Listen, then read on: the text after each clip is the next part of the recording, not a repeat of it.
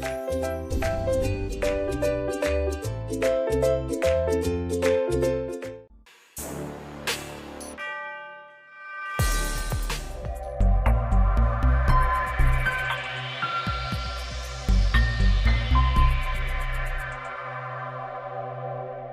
chers élèves, bonjour, j'espère que vous allez bien.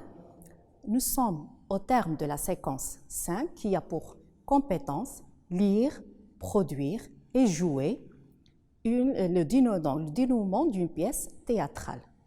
Aujourd'hui, je vous propose une activité de langue dont l'objectif est comment employer correctement les registres de langue. Comme outil de travail, vous aurez besoin d'un dictionnaire. Vous êtes prêts? Allez, on commence.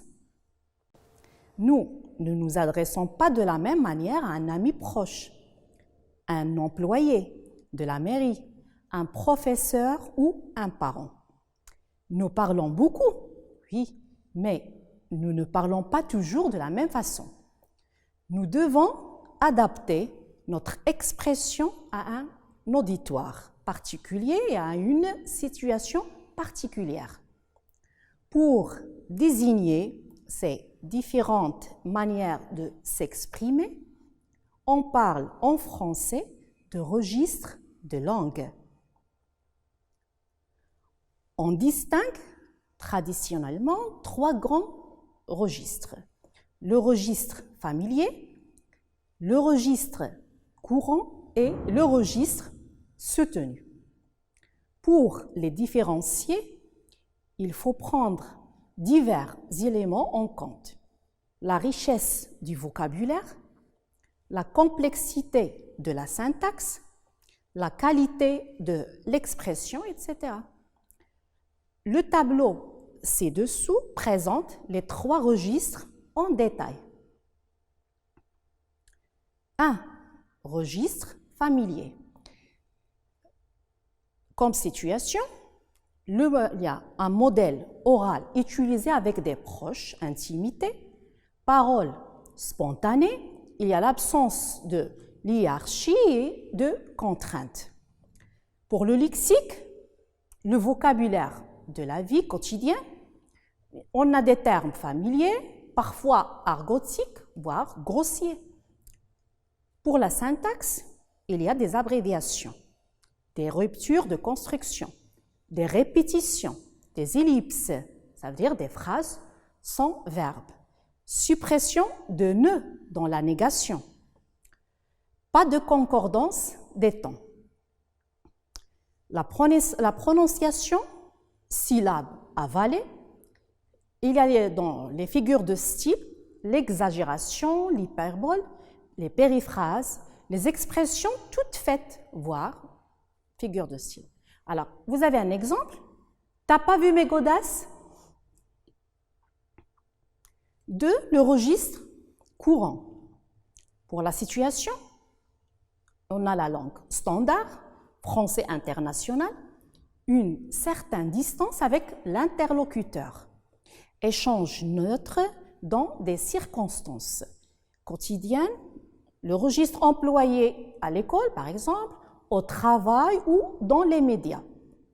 Pour le lexique, il y a le vocabulaire usuel, pas de termes recherchés ou spécialisés, des mots compris par tout le monde. Au niveau de la syntaxe, il y a le respect des règles de grammaire, l'emploi des temps simples de l'indicatif, comme le passé simple, futur, l'imparfait, etc. Nous avons des phrases coordonnées et des phrases subordonnées simples. Par exemple, les relatives, les subordonnées de cause, de conséquence, de but, comparaison. On a la prononciation qui est standard et il y a les figures de style, le ton neutre, peu d'effets de style. Par exemple, tu n'as pas vu mes chaussures? Alors, le troisième registre, c'est le registre soutenu.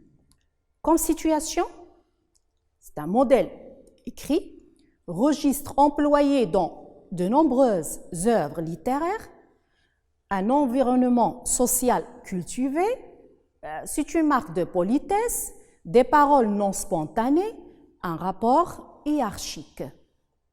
Au niveau de lexique, nous avons un vocabulaire riche, recherché et spécialisé, parfois rare.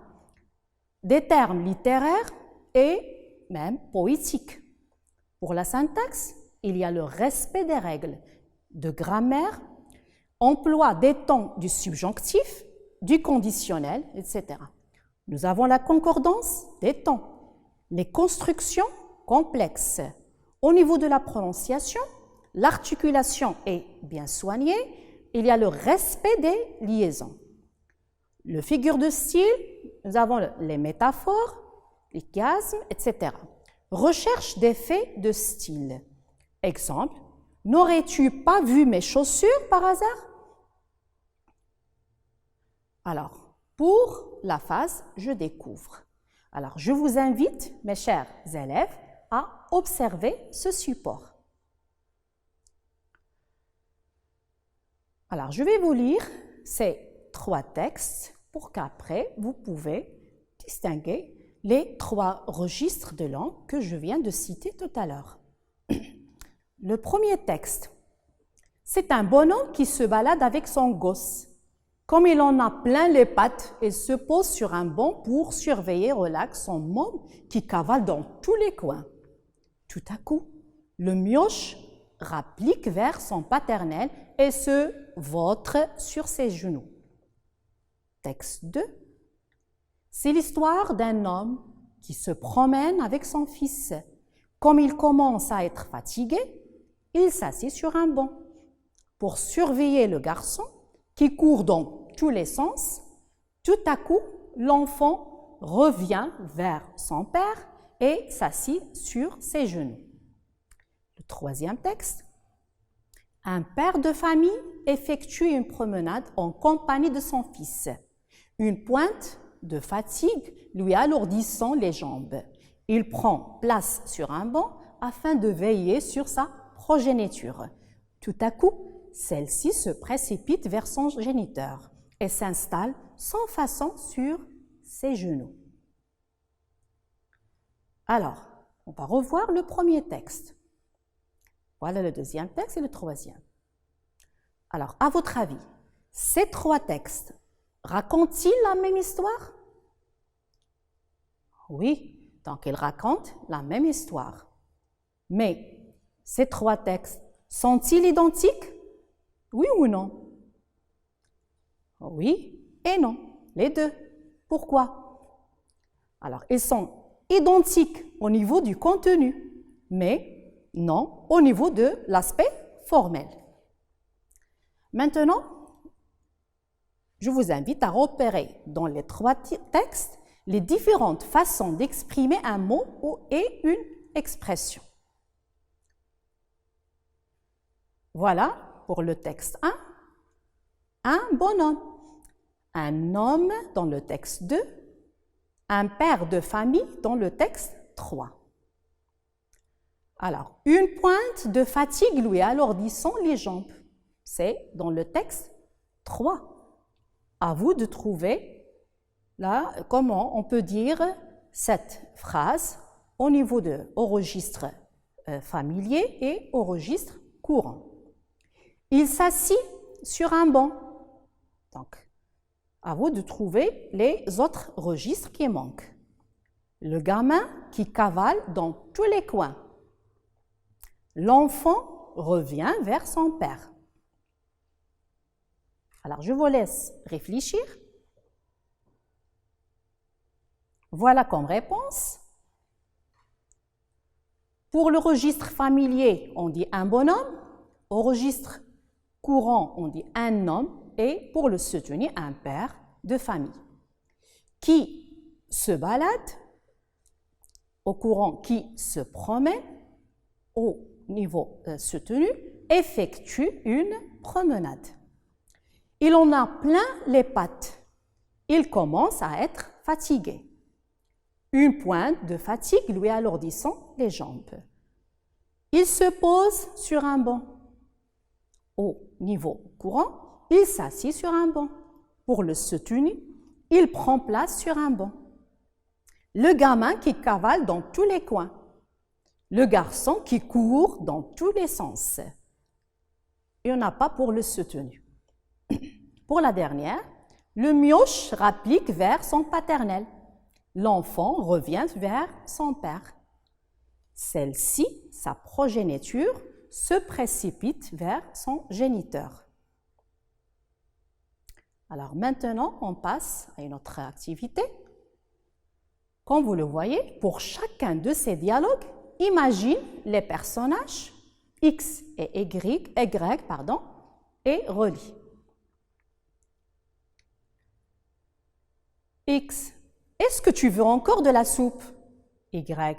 Non, je n'ai plus faim. Aimeriez-vous reprendre ce potage? Y. Ce serait un réel plaisir si je n'étais rassasié. X. Voulez-vous encore un peu de soupe? Non, merci, je n'ai plus faim. Tu veux de la soupe? Non, il est dégueu. Alors, voilà comme solution. Le premier personnage, c'est un serveur. Le deuxième personnage, c'est un directeur. Le troisième personnage, c'est la maman. Le quatrième, c'est le papa. Cinquième, c'est un instituteur. Le sixième, c'est un élève. Et les deux derniers, il y a 2 enfants. Alors, que retenir de tout cela? Lorsque je désire communiquer, je peux m'exprimer de 3 façons différentes. Tout cela dépend de la personne à qui je m'adresse. J'utiliserai le langage familier pour m'adresser à des proches. Exemple, mon frangin est ouf, il a pété une durite. J'utiliserai le langage courant dans un échange neutre. Exemple, ça va pas, tu es devenu fou ou quoi? J'utiliserai le langage soutenu pour m'adresser à une personne dans un environnement social cultivé. Exemple, c'est de la pure folie. Cette jeune personne a perdu la raison. Alors, maintenant, je vous propose ces exercices pour consolider vos acquis. Dans ces couples de mots, identifie en le coloriant en bleu le mot familier. De l'argent, des sous, du pétard, du bruit, de la chance, du bol, une piole, une maison, laide, moche. Je vous laisse réfléchir. Voilà, comme réponse, de l'argent, des sous, voilà, c'est le mot familier, du pétard, une piole, moche.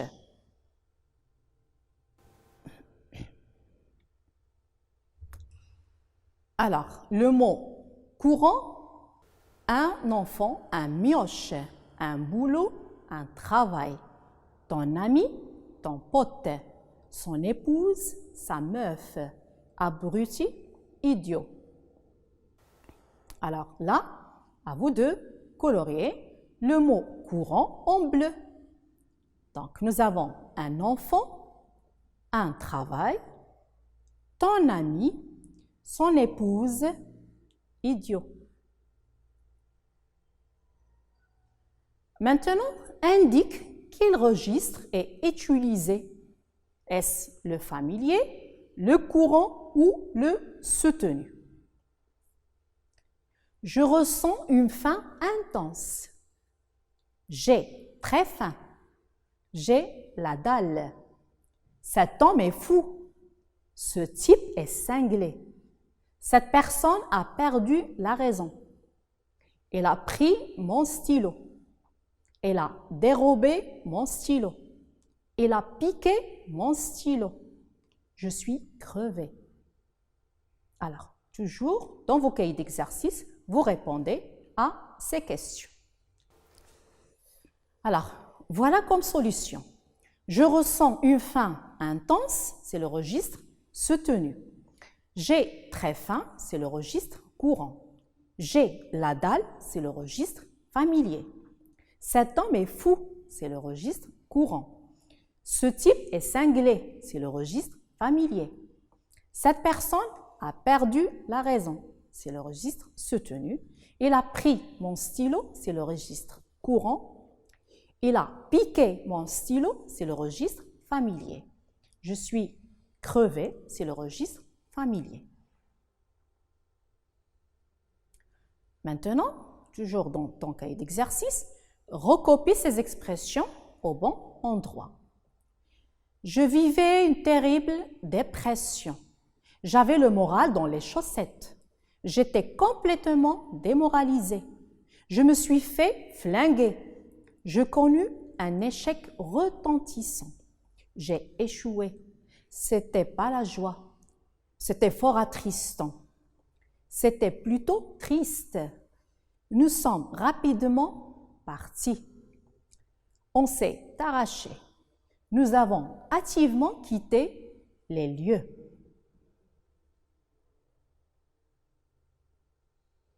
Voilà, pour corriger vos réponses.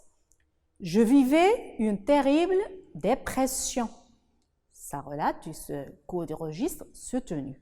J'avais le moral dans les chaussettes. C'est le registre familier. J'étais complètement démoralisée.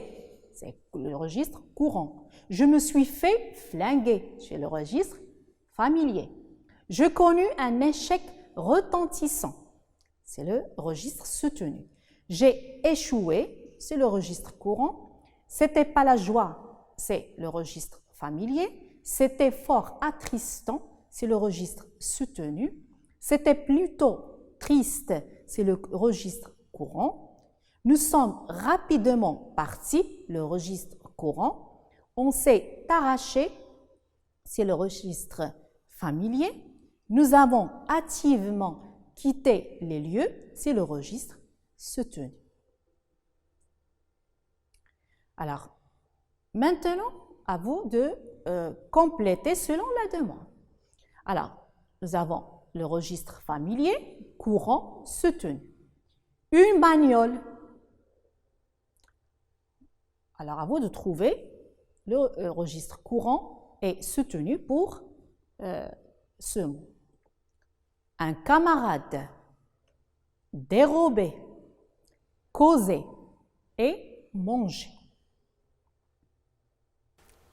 Vous avez trouvé la réponse? Alors, voilà comme solution pour comparer avec vos réponses. Une bagnole, une voiture, un véhicule, un pote, un ami, un camarade. Piquer, voler, dérober. Causer, parler, échanger. Bouffer, manger, se nourrir. Maintenant, recopie cet extrait de texte en utilisant le langage courant. Aide-toi du dictionnaire si besoin. Pour éviter de cavaler, on a pris la bagnole. J'ai grimpé à l'arrière avec mon pote Nico. On a causé du problème de maths. Nico n'avait rien pigé. Moi non plus d'ailleurs. Les questions étaient sacrément corsées.